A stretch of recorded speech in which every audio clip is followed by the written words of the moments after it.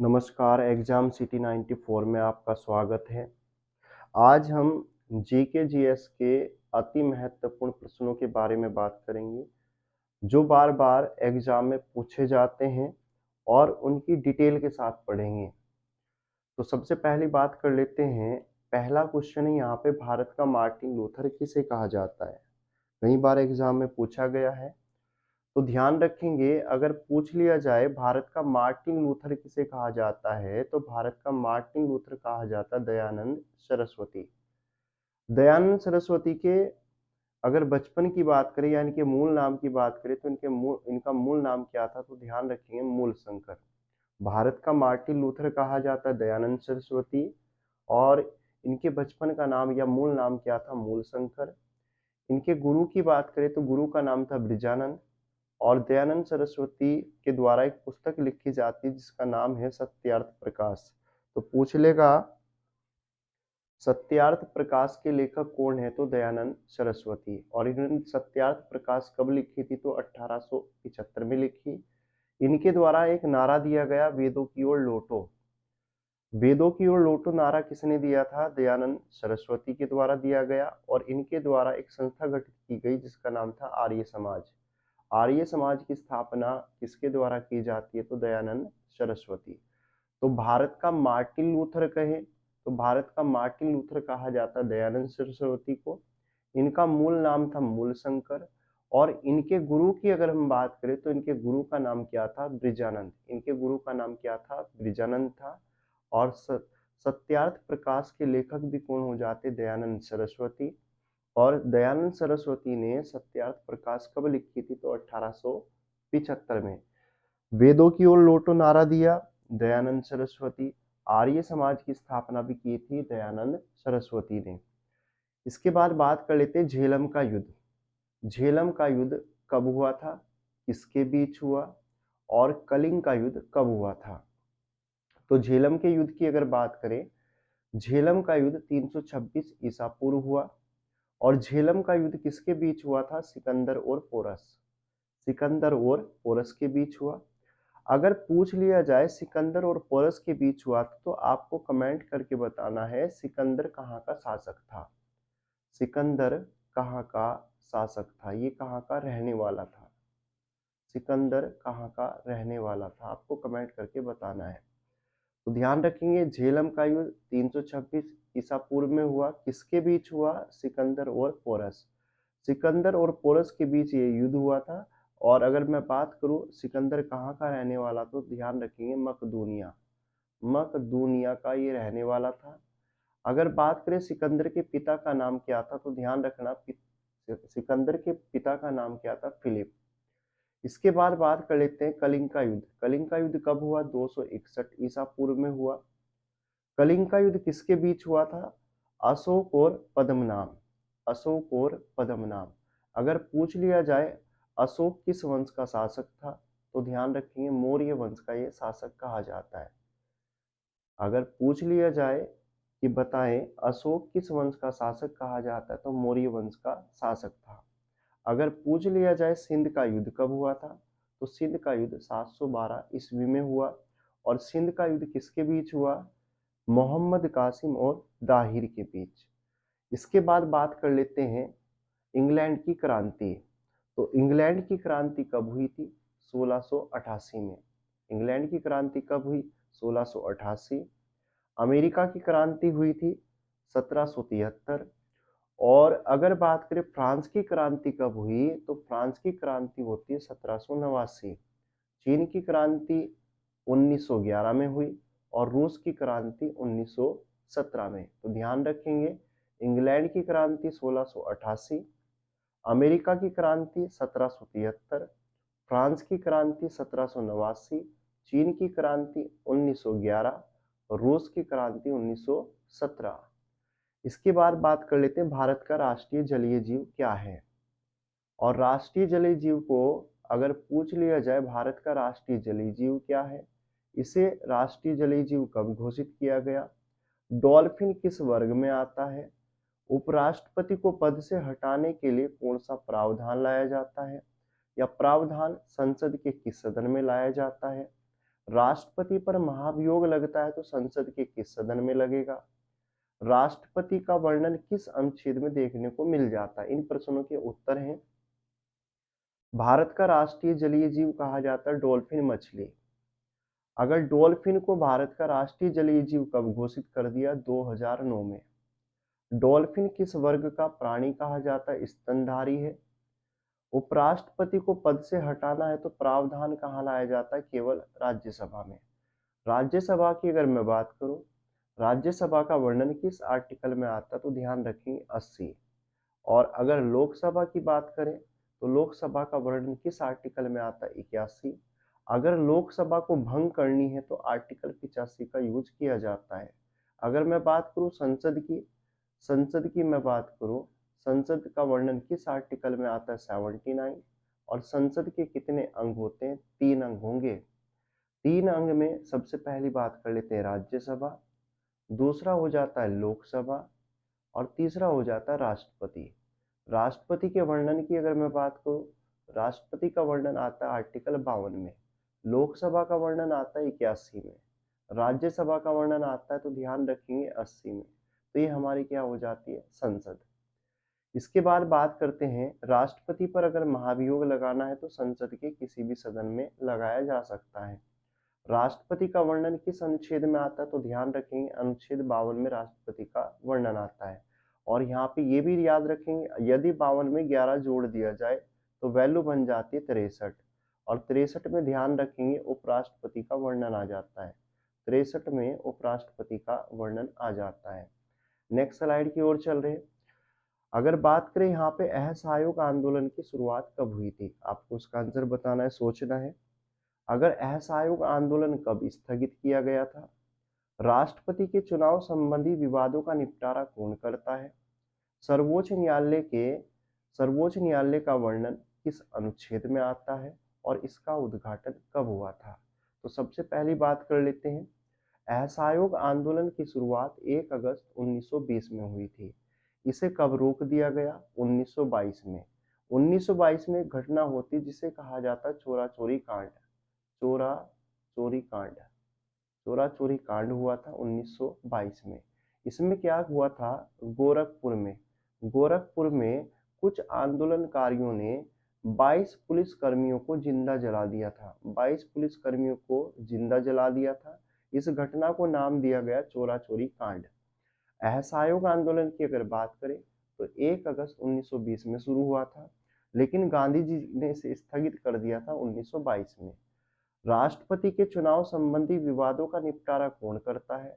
तो राष्ट्रपति के चुनाव संबंधी विवादों का निपटारा सर्वोच्च न्यायालय करता है। आपको कमेंट करके बताना है, वर्तमान में सर्वोच्च न्यायालय में कितने न्यायाधीश हैं? सर्वोच्च न्यायालय में कितने न्यायाधीश हैं? सर्वोच्च न्यायालय की अगर मैं बात करूं, सर्वोच्च न्यायालय का वर्णन किस अनुच्छेद में आता है? तो 124। तो ध्यान रखेंगे, अगर उच्च न्यायालय की बात करें तो उच्च न्यायालय का वर्णन 214 में आता है। अगर बात करें सर्वोच्च न्यायालय का उद्घाटन कब हुआ था? तो सर्वोच्च न्यायालय का उद्घाटन 28 जनवरी 1950 में हुआ था। अभी आपसे मैंने पूछा था कि सर्वोच्च न्यायालय में वर्तमान में कितने मुख्य न्यायाधीश हैं? तो ध्यान रखेंगे वर्तमान में 34 न्यायाधीश हैं। इसके बाद बात कर लेते हैं, अगर कुल शास्त्रीय नृत्यों की संख्या कितनी है? आपको सोचना है। जतिन दास गोस्वामी का संबंध किससे है? शास्त्रीय नृत्य ये सतरिया किस राज्य का नृत्य है? हरिप्रसाद चौरासिया का संबंध किससे है? और आगा खां कब का संबंध किससे हो जाता है? विक्रमादित्य की उपाधि किसने धारण की थी? तो ध्यान रखेंगे, अगर कुल शास्त्रीय नृत्यों की संख्या की मैं बात करूं, कुल शास्त्रीय नृत्यों की संख्या 8 है। जतिन गोस्वामी का संबंध सतरिया से है। अगर सतरिया किस राज्य का शास्त्रीय नृत्य है? तो ध्यान रखेंगे असम। अगर पूछ ले हरिप्रसाद चौरासिया का संबंध किससे है? तो ध्यान रखेंगे बांसुरी। और यहाँ पे आगा खां कप का नया नाम क्या है? तो आगा खां कप का नया नाम है बैटन कप। अगर पूछ ले आगा खां कप किस क्षेत्र में दिया जाता है, किस खेल में दिया जाता है? तो ध्यान रखेंगे हॉकी में। अगर पूछ ले विक्रमादित्य किसे कहा जाता है? तो चंद्रगुप्त को विक्रमादित्य के नाम से जाना जाता है। तो ध्यान रखेंगे कुल शास्त्रीय नृत्यों की संख्या 8 है, जिसमें हम कहते हैं कथकली। कथकली कथकली कहाँ का हो जाता है, तो ध्यान रखेंगे केरल का। कथकली हो जाता है केरल। अगर कथक की बात करें, कथक हो जाता है उत्तर प्रदेश का। अगर मोहिनी अट्टम की बात करें, मोहिनी अट्टम हो जाता है, तो ध्यान रखेंगे केरल का। अगर कथकली कहे तो केरल का हो जाता है, मोहिनी अट्टम केरल। तो कोल अट्टम की ध्यान रखेंगे, कोल अट्टम हो जाता है तमिलनाडु। कोल अट्टम कहाँ का है, तमिलनाडु। मणिपुरी हो जाता है मणिपुर का। मणिपुरी कहाँ का हो जाता है, मणिपुर का। तो इस तरह से टोटल शास्त्रीय नृत्यों की संख्या कितनी है, 8। इसके बाद आपको बताना है हरेला फेस्टिवल कहाँ का है, हेमिस कहाँ का हो जाता है, पोंगल कहाँ का है, ओणम कहाँ का है, डांडिया किस राज्य का फेस्टिवल है, बांग्ला कहाँ का हो जाता है और नुकई कहाँ का है। तो हरेला की बात करें तो हरेला उत्तराखंड का हो जाता है। हरेला फेस्टिवल कहाँ का है, उत्तराखंड का। हेमिस कहा तो लद्दाख, पोंगल कहा तो तमिलनाडु, ओणम कहा तो केरल का है, डांडिया गुजरात का है, वांगला मेघालय का है और नुकई कहाँ का है, उड़ीसा। तो ध्यान रखेंगे हरेला उत्तराखंड, हेमिस कहा तो लद्दाख, पोंगल कहा तो तमिलनाडु, ओणम कहा तो केरल, डांडिया कहा तो गुजरात, वांगला हो गया मेघालय और नुकई हो जाता है उड़ीसा। इसके बाद बात कर लेते हैं, बताएं क्वेश्चन ये है 15वें वित्त आयोग के अध्यक्ष कौन है। 15वें वित्त आयोग के अध्यक्ष कौन थे और वर्तमान में 16वें वित्त आयोग के अध्यक्ष कौन है। अगर भारत की वर्तमान में जनसंख्या कितनी है और जनसंख्या में सबसे ज्यादा जनसंख्या कहाँ की है और सबसे कम जनसंख्या कहाँ की है। अगर बात करें प्रस्तावना में समाजवादी, धर्मनिरपेक्ष, ये शब्द कौन से संशोधन में जोड़े गए। अगर संशोधन में जोड़े गए तो 42वां संशोधन कब हुआ था। तो इसमें इनके आंसर हो जाते हैं। भारत के 15वें वित्त आयोग अध्यक्ष कौन थे, तो ध्यान रखेंगे एन.के. सिंह।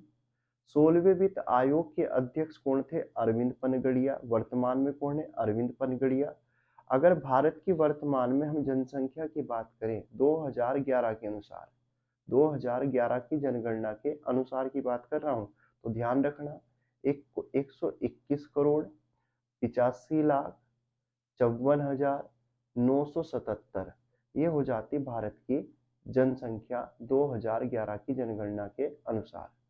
आपको कमेंट करके बताना है भारत की जनसंख्या विश्व की कितने परसेंट देखने को मिल जाती है, आपको कमेंट करके बताना है। सबसे अधिक जनसंख्या वाला उत्तर प्रदेश, सबसे कम जनसंख्या वाला सिक्किम। अगर मैं सबसे अधिक जनसंख्या की बात करूं, सबसे ज्यादा जनसंख्या उत्तर प्रदेश की है, तो दूसरे नंबर पे ध्यान रखेंगे महाराष्ट्र। दूसरे पे याद रखेंगे महाराष्ट्र। सबसे कम जनसंख्या की बात करूं, सबसे कम जनसंख्या कहाँ की है, सिक्किम की है। तो इसमें सबसे कम में याद रखेंगे मिजोरम। सबसे कम में दूसरे नंबर पे आती है मिजोरम। अगर बात करें केंद्र शासित प्रदेश की, केंद्र शासित प्रदेश में अगर हम कहें सबसे ज्यादा जनसंख्या दिल्ली की हो जाती है। सबसे ज्यादा जनसंख्या दिल्ली की है। और सबसे कम की बात करें तो लक्षद्वीप। सबसे कम की बात करें तो लक्षद्वीप।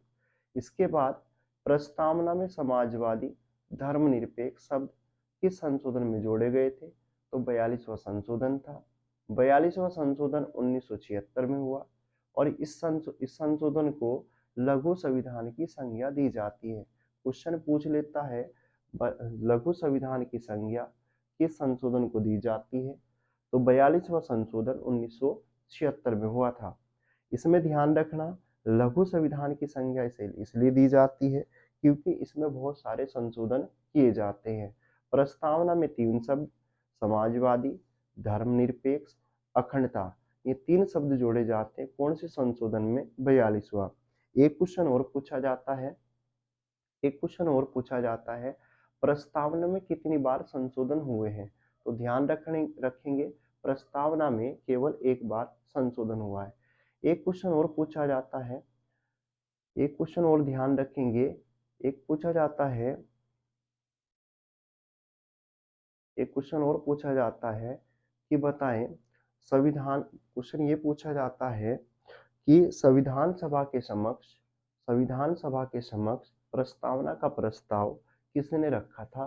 तो ध्यान रखेंगे पंडित जवाहरलाल नेहरू ने।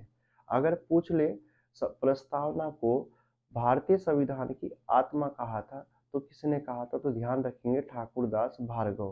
किसने कहा था? ठाकुरदास भार्गव। एक क्वेश्चन और पूछा जाता है आर्टिकल 32। आर्टिकल 32 को भारतीय संविधान की आत्मा किसने कहा था? तो ध्यान रखेंगे अगर आर्टिकल 32 को भारतीय संविधान की आत्मा कहा था डॉक्टर भीमराव अंबेडकर जी ने। डॉक्टर भीमराव अंबेडकर जी ने। इसके बाद बात कर लेते हैं राष्ट्रपति लोकसभा में कितने सदस्य नामित करता है? अगर राष्ट्रपति लोकसभा में कितने सदस्य नामित करेगा, राज्यसभा में कितने करेगा? 9 वंदे भारत ट्रेन का उद्घाटन किसने किया था और ये उद्घाटन कब किया था? एक क्वेश्चन ये है बोरलोग पुरस्कार किस क्षेत्र में दिया जाता है? संघ की कार्यपालिका किसमें निहित होती है? और एक क्वेश्चन पूछा जाता है संघ की वास्तविक कार्यपालिका किसे कहा जाता है? तो ध्यान रखेंगे अगर लोकसभा में कितने सदस्य नामित किए जाते थे? तो ध्यान रखेंगे 2। 2019 में इन्हें क्या कर दिया गया? इस प्रावधान को समाप्त कर दिया गया। राज्यसभा की बात करें, राज्यसभा में राष्ट्रपति कितने सदस्य नामित करता है? 12। 9 वंदे भारत ट्रेन का उद्घाटन किसने किया था? नरेंद्र मोदी जी ने। और ये उद्घाटन कब किया था? 24 सितंबर 2023 में। एक क्वेश्चन पूछा जाता है बोरलोग पुरस्कार किस क्षेत्र में दिया जाता है? तो बोरलोग पुरस्कार कृषि क्षेत्र में दिया जाता है। संघ की कार्यपालिका किसमें निहित होती है? तो ध्यान रखेंगे राष्ट्रपति में। लेकिन हमें ये भी ध्यान रखना है संघ की जो वास्तविक कार्यपालिका कहा जाता है प्रधानमंत्री को। आपको कमेंट करके बताना है आपको कमेंट करके बताना है कि राज्य की कार्यपालिका वास्तविक कार्यपालिका किसे कहा जाता है? राज्य की वास्तविक कार्यपालिका किसे कहा जाता है? इसके बाद बात कर लेते हैं भारतीय उपमहाद्वीप में प्राचीन सिक्कों को किस नाम से जाना जाता है? पहला क्वेश्चन है एग्जाम में पूछा गया है। हाथी गुफा कहाँ है ये आपको बताना है। और हाथी गुफा अभिलेख की भाषा क्या है? अगर पूछ लिया जाए हाथी गुफा अभिलेख की भाषा क्या है? नेक्स्ट क्वेश्चन है आपको सोचना है भारत में अभिलेखों की शुरुआत किसने की थी? और अभिलेखों की जो शुरुआत की जाती है वो किसने की थी और उन्होंने किससे प्रेरणा ली थी? यानी भारत में शिलालेखों की प्रेरणा उन्होंने किससे ली थी? और अगर बात करें अशोक के शिलालेखों की कुल संख्या कितनी है? तो ध्यान रखेंगे भारतीय उपमहाद्वीप में प्राचीन सिक्कों को किस नाम से जाना गया? आहूत। हाथी गुफा अभिलेख कहाँ है? तो उड़ीसा में है। हाथी गुफा अभिलेख की भाषा क्या हो जाती है? प्राकृत। और भारत में अभिलेखों की शुरुआत किसने की थी? अशोक ने। अगर अशोक ने कहाँ से प्रेरणा ली? तो ध्यान रखना ईरान के शासक जिनका नाम क्या था? डेरियस। अशोक ने अशोक के कुल अभिलेखों की संख्या कितनी है? तो ध्यान रखेंगे 14। तो यहाँ पे ध्यान रखना भारतीय उपमहाद्वीप में प्राचीन सिक्कों को क्या कहा गया? आहूत। हाथी गुफा अभिलेख कहाँ से है? तो उड़ीसा में है। हाथी गुफा अभिलेख की भाषा क्या है? प्राकृत है। भारत में अभिलेखों की शुरुआत किसके द्वारा की जाती है? अशोक के द्वारा। आपको कमेंट करके बताना है अगर पूछ लिया जाए अशोक ने भारत में कितने प्रकार के अभिलेख जारी किए थे? भारत में अशोक ने कितने प्रकार के अभिलेख जारी किए? तो प्रेरणा इन्होंने कहाँ से ली थी? ईरान के शासक डेरियस से। अशोक के कुल शिलालेखों की संख्या कितनी है? तो 14 है। इसके बाद बात कर लेते हैं अशोक ने अपने अभिलेखों को कितने भागों में बांटा था? नेक्स्ट क्वेश्चन है 3 भागों में बांटा था तो 3 भाग कौन कौन से थे? अगर पूछ ले अशोक के अभिलेखों की भाषा यानी अगर पूछ ले अशोक के अभिलेखों की भाषा क्या थी? और अगर पूछ लिया जाए अशोक ने अभिलेखों के लिए कितने प्रकार की लिपियों का प्रयोग किया था? कितने प्रकार की किया था ये तो चलो आपको पता चल गया 4 लिपियां थी। आपको कमेंट करके बताना है 4 लिपियां कौन कौन सी थी? भारत में सर्वाधिक प्रचलित लिपि कौन सी रही? तो इनके आंसर हो जाते हैं कुछ इस तरह से। अगर पूछ लिया जाए अशोक ने अभिलेखों को कितने भागों में बांट दिया? 3। 3 अभिलेख कौन-कौन से हैं? शिलालेख, स्तंभलेख, गुहालेख। शिलालेख उन्हें कहा जाता है जो पत्थरों पर लिखे जाते हो, उन्हें कहा जाता है शिलालेख। स्तंभ लेख उन्हें कहा जाता है जो खंभों पर लिखे जाते हो, और गुहा लेख जो गुफाओं के अंदर लिखे जाते हो। अब यहाँ पे ध्यान रखेंगे, अशोक को इन अभिलेखों की जरूरत क्यों पड़ी? क्योंकि उस समय के तौर पर, यानी जब अशोक को कोई सूचना देनी होती थी, तो उसके लिए यानी गांव में, यानी ढोल के साथ में एक व्यक्ति को सूचना के लिए भेजा जाया करता था। लेकिन होता क्या है कि एक व्यक्ति को बार-बार, तो ऐसे अशोक को ठीक नहीं लगा। तो जब भी अशोक को कोई सूचना देनी होती थी, तो पत्थरों पर लेख लिखवा देता था, कोई सूचना लिखवा देता था, या स्तंभ लेख कोई खंभों पर लिखवा देता था, या गुहा लेख गुफाओं के अंदर लिखवा देता था। तो ये जो अगर हम कहें अशोक ने अभिलेखों की जो प्रेरणा ली थी, तो ध्यान रखेंगे ईरान के शासक जिसका नाम क्या था? डेरियस से। अभिलेखों की भाषा की बात करें तो प्राकृतिक।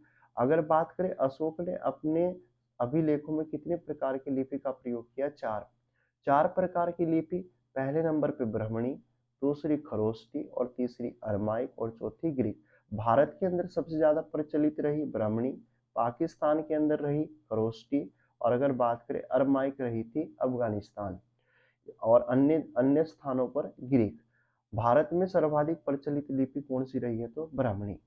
इसके बाद बात कर लेते हैं शिलालेखों में।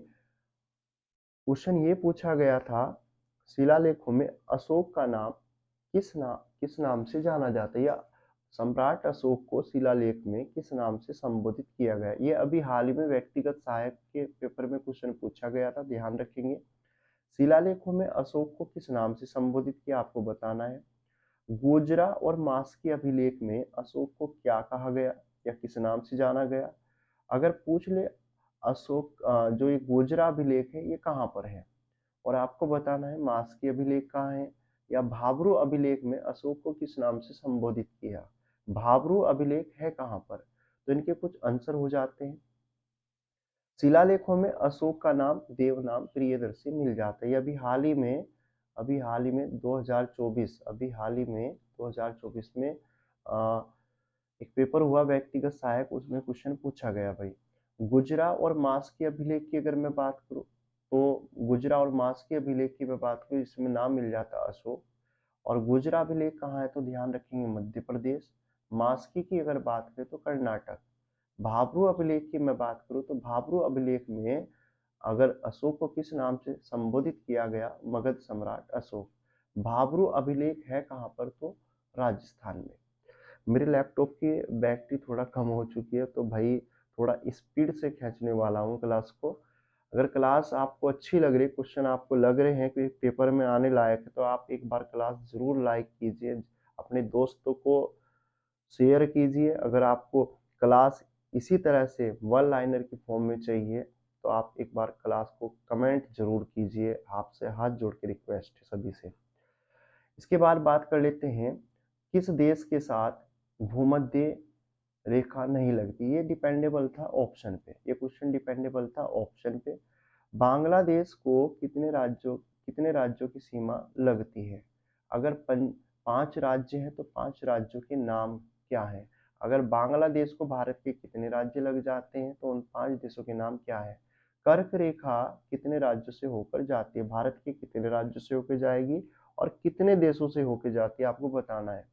कर्क रेखा को 2 बार काटने वाला राज्य, तो कर्क रेखा को 2 बार काटने वाला हो जाता, कर्क रेखा को 2 बार काटने वाली नदी, मैंने राज्य बोल दिया भाई, सॉरी। कर्क रेखा को 2 बार काटने वाली नदी कौन सी हो जाती है? तो ध्यान रखेंगे माही। अब यहाँ पे ध्यान रखेंगे, किस देश के साथ भूमध्य तट रेखा नहीं लगती? तो ध्यान रखेंगे जर्मनी, ऑप्शन पे डिपेंडेबल था।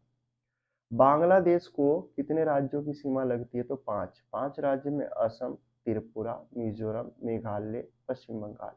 कर्क रेखा को कितने राज्य, कर्क रेखा भारत के कितने राज्यों से होकर जाती है? तो ध्यान रखेंगे 8 राज्यों से कर्क रेखा होकर जाती है। अगर बात करें कर्क रेखा को 2 बार काटने वाली भारतीय नदी हो जाती है माही। मकर रेखा को 2 बार काटने वाली लिम्पो, और भूमध्य रेखा को 2 बार काटने वाली कांगो। तो ध्यान रखेंगे, इसमें ध्यान रखेंगे एक शब्द बनता है मकल, एक शब्द बनेगा मकल। मकल की अगर मैं बात करूँ, ये अगर हमारी पृथ्वी है, पृथ्वी में 3 रेखाएं हम मान लेंगे। 23.5 डिग्री अगर उत्तर की ओर जाते हैं तो इसे नाम दिया जाता है कर्क रेखा। 0 डिग्री को कहा जाता है भूमध्य रेखा, इसे कहा जाता है भूमध्य रेखा। और 23.5 डिग्री दक्षिणी देशांतर अक्षांश की बात कर रहा हूं मैं 23.5 डिग्री दक्षिणी अक्षांश को इसे कहा जाता है। ये तो हो जाती है हमारी कर्क रेखा, ये हो जाती है हमारी मकर रेखा, और ये हो जाती है हमारी भूमध्य रेखा। अब यहाँ पे ध्यान रखना, ऊपर से लिखते हैं हम, ऊपर से लिखते हैं मक म क ल, मकल। मकल का मतलब यहाँ पे क्या हो जाता है, अगर अगर अगर कर्क रेखा को 2 बार काटने वाली माही।